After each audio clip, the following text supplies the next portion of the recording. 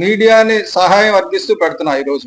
ఎందుకంటే ఇది విషయం సమాజానికి సంబంధించింది, రాజకీయ పార్టీలకు సంబంధించింది కాదు, ఒక శాంతి ఆశ్రమానికి సంబంధించింది. ఆ శాంతి ఆశ్రమం తాలూకా స్థలం ఒక 1949లో ఒక అతనికి యోగా ఆశ్రమం పెట్టుకుంటానంటే ఇచ్చారు, ఒక కండిషనల్ గిఫ్ట్ ఇచ్చారు ఆ రోజు. ఆ గిఫ్ట్ లో ఏం చెప్పారంటే, మీరు యోగా కార్యక్రమాలు కానీ అక్కడ చెయ్యకపోతే ఈ స్థలం మళ్ళీ మాకు శాంతి ఆశ్రమంకి ఇచ్చేయాలని ఇచ్చారు.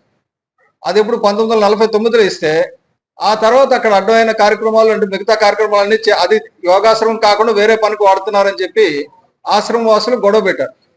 పెడితే వాళ్ళు కోర్టుకు వెళ్ళి ఏదో కోర్టులో లిటిగేషన్ చేద్దాం అనుకున్నారు, లిటిగేషన్ చేశారు. దాదాపు 20 సంవత్సరాల పాటు కోర్టులో నలిగిన తర్వాత హైకోర్టు వారు ఏం చేశారంటే ఫైనల్ గా 1/11/2023న ఈ స్థలం యోగాశ్రమంకి శాంతాశ్రమం తిరిగి ఇచ్చేయాలి అని చెప్పేసి చెప్పడం జరిగింది.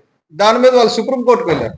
సుప్రీంకోర్టు ఏం చేసిందంటే 14/11/2023ని ఒక ఆర్డర్ ఇచ్చింది, ఇది వెకేట్ చేసేయండి, ఇది మీకు సంబంధించింది కాదు, మీరు వెకేట్ చేసి వేకెంట్ ల్యాండ్ వాళ్ళకి 30/9/2024 హ్యాండ్ ఓవర్ చేయండి. 20 లోపల అంటే ఇంకో 3 రోజులు ఉంది. సెప్టెంబర్ 30/2024కి 6.54 ఎకరాల 6.24 ఎకరాల స్థలాన్ని రిటర్న్ చేసేమని ఇచ్చారు. ఇస్తే వాళ్ళు రిటర్న్ చేస్తామని సబ్మిట్ చేశారు. సుప్రీంకోర్టుకి డిక్లరేషన్స్ ఇచ్చారు అందరూ. ఎవరెవరు ఇచ్చారంటే అంటే యోగాశ్రమం బాబ్జీ అంటాం, వివేకానంద గారు చనిపోయారు. వాళ్ళ పుత్రుడు భార్య శోభారాణి గారు సంతకం పెట్టారు, అలాగే కుమారుడు గౌతమ్ సంతకం పెట్టాడు, సిద్ధార్థ్ సంతకం పెట్టాడు, అలాగే కూతురు శ్రీదేవి కూడా సంతకం పెట్టారు. వీళ్ళందరూ కూడా సంతకం పెట్టి ఎవరికి ఇచ్చారంటే అత్యున్నత న్యాయస్థానం సుప్రీంకోర్టుకి మేము 30 సెప్టెంబర్ లోపల జాగా అంతా ఖాళీ చేసి ఇచ్చేస్తాం. తీరా అక్కడికి వెళ్ళడానికి వెళ్తే, ఇప్పుడు అటువంటి మాతాజీ లాంటి వాళ్ళు వెళ్తే, అమ్మ మీరు ప్రాణాల మీద ఆశ ఉంటే వదిలేసేయండి, ఇక్కడ దగ్గర రాకండి, మీరు ఎందుకు ఎక్కడ వదిలేరు, బతకొచ్చు కదా, మీరు శాంతంగా బతకండి, ఎందుకు అనవసరం గొడవలు పడతారు, ఇది మా దాంట్లో ఉంది, ఇది మాదే అని. అంటే సుప్రీంకోర్టు చెప్పినా కూడా ఖాళీ చేయకుండా ఉంచడానికి.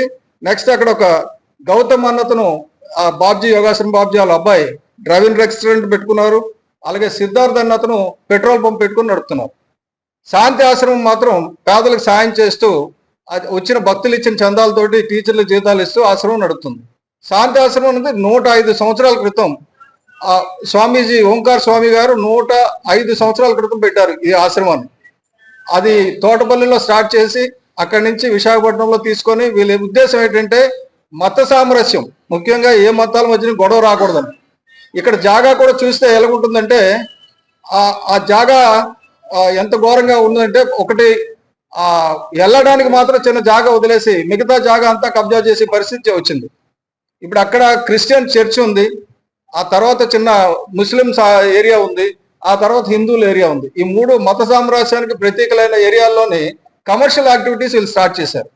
సో కమర్షియల్ యాక్టివిటీస్ అక్కడ స్టార్ట్ చేయకూడదని శాంతాశ్రమం ఉంది. శాంతాశ్రమం అద్దెకించుకుంటే ₹1,00,00,000 వస్తుంది వాళ్ళకి సంవత్సరానికి ఆదాయం, ఎవరి దగ్గర చందాలు తీసుకోకర్లా.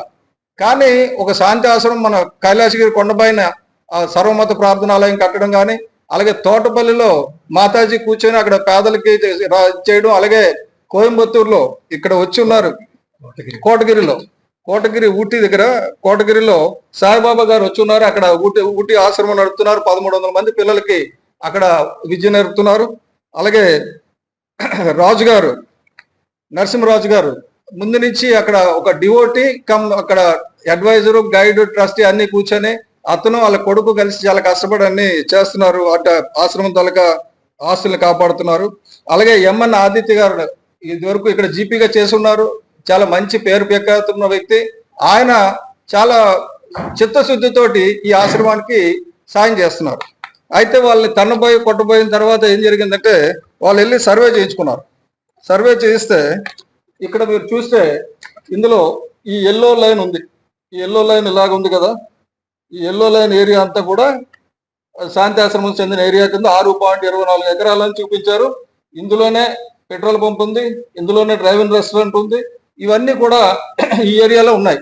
కాబట్టి మనం ఇది తిరిగి ఇవ్వడానికి అని చెప్పి అన్ని ఏర్పాట్లు చేసినా కూడా చేస్తామని చెప్పినా కూడా వీళ్ళు పంతం పట్టి, అంటే మన చేతులు ఎవరిదైనా కబ్జా చేసుకుంటే మంది అయిపోద్దని, ధర్మాన్ని రక్షించమని చెప్పి ఇప్పుడు పవన్ కళ్యాణ్ గారు దీక్ష చేస్తున్నారు. అది మతానికి సంబంధించింది కాదు. ఒక ధర్మం అంటే వాళ్ళ తాలూకా స్థలాన్ని మనం కబ్జా చేయకూడదు. వాళ్ళ తాలూకా స్థలం దేనికి ఇచ్చారు? వాళ్ళు దానం ఇచ్చారు. ఒకప్పుడు దానం ఇచ్చింది ఏంటంటే ఒక మంచి పర్టికులర్ పర్పస్ మీద ఇచ్చారు. ఆ పని చేయకుండా వాళ్ళని బెదిరించడం అనేది ఎంతవరకు న్యాయం? అందుగురించని ఈ విషయంలో కూటమి ప్రభుత్వం తరపునే, అలాగే ప్రత్యేకించి ఇండివిజువల్ గా బొలిశెట్టి సత్యనారాయణ నేను కానీ, జనరల్ సెక్రటరీ ఆఫ్ జనసేన పార్టీగా కానీ, కూటమి తరపున కానీ శాంతి ఆశ్రమానికి మీడియా ముఖంగా నేను హామీ ఇస్తున్నాను. మీ స్థలం ఖాళీ చేసి మీకు పువ్వుల్లో పెట్టి మీకు అప్పచెప్తామమ్మా, మీరు బాధపడకండి. మీకు ఇంత 20 ఏళ్ళు మమ్మల్ని క్షోభ పెట్టినందుకు విశాఖపట్నం అందరినీ క్షమించమని అడుగుతున్నాను. ఎందుకంటే మీరు చాలా మంచి పనులు చేస్తారు కాబట్టి. అలాగే అధికారులకు నేను విన్నవించుకుంటున్నా, సుప్రీంకోర్టు ఆర్డర్ ఎగ్జిక్యూట్ చేయండి. ఎందుకంటే కంటెంప్ట్ ఆఫ్ కోర్ట్ అవుతుంది వాళ్ళు చేయకపోతే. ఆల్రెడీ కలెక్టర్ గారికి 18వ తారీఖున ఇవ్వడం జరిగింది ఈ లెటరు. అలాగే కమిషనర్ గారు కూడా 19వ తారీఖున విశాఖపట్నం కమిషనర్ గారు కూడా కలిసి ఇవ్వడం జరిగింది సుప్రీంకోర్టు ఆర్డర్కి. కాబట్టి నేను మీడియా ద్వారా నేను రిక్వెస్ట్ చేస్తున్నది ఏంటంటే, 2 రోజుల్లో కానీ వాళ్ళు ఖాళీ చేయకపోతే అక్కడ డెఫినెట్ గా మీ అందరి మద్దతుతో మేము వెళ్ళి వాళ్ళని ఖాళీ చేయించాల్సి వస్తుంది. ఎందుకంటే వాళ్ళు 23 నవంబర్ నుంచి 24 సెప్టెంబర్ వరకు వాళ్ళు టైం ఇచ్చారు.